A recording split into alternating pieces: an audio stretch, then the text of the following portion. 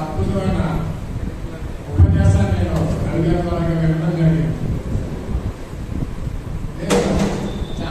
ప్రధానమైనటువంటి component chloroplast యొక్క existence, chloroplast యొక్క ప్రజెన్స్ ఎక్కడ ఉంది, దాని నెంబర్ ఎంత, అది ఎక్కడ లొకేట్ అవుతుందని చెప్పడానికి ఆ డయాగ్రామ్ ఇవ్వడం జరిగింది. ఏ టిష్యూలో క్లోరోప్లాస్ట్ ఉన్నాయి, అర్ధరేణులో ఉండే ప్రదేశాలు ఏవి అనేటటువంటి దాన్ని బేస్ చేసుకుని ఆ డయాగ్రామ్ అంతా నిర్మాణం ఇవ్వడం జరిగింది. దానిలో మీరు అబ్జర్వ్ చేస్తే చిన్న చిన్న బొట్టుల లాగా మాత్రమే కనపడతాయి. నేను దాదాపు 99లో స్థితిగా జాయిన్ ఈ క్లోరోప్లాస్ట్ స్ట్రక్చర్ స్టడీ చేయడానికి 2017లో మాత్రమే నాని పంపడం జరిగింది. అంటే అన్ని సంవత్సరాలు ఏం జరిగిన లెక్క చెప్పండి. నేనేదో దాటేస్తున్నట్టే లెక్క కదా, అది జరుగుతుంది.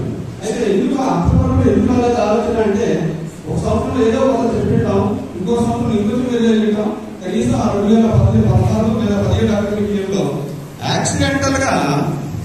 యాక్సిడెంటల్ గా ఈ గాలివాన మొక్క అన్నాం కదా మనం, ఏంటంటే ఇంగ్లీష్లో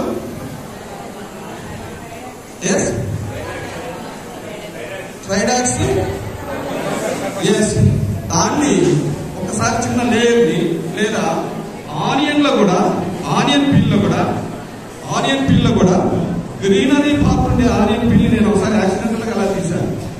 ఉల్లిపాయలు కూడా ఆకుపచ్చని పదార్థం కనపడుతుంది, ఎప్పుడైనా అబ్జర్వ్ చేసి ఉంటే కనుక. లేతదైతే కొన్నిసార్లు పూర్తిగా పాపం అవ్వంది కనుక ఉంటే అవుటర్ మోస్ట్ లేయర్ కొంచెం గ్రీన్ గా ఉండే అవకాశం ఉంటుంది.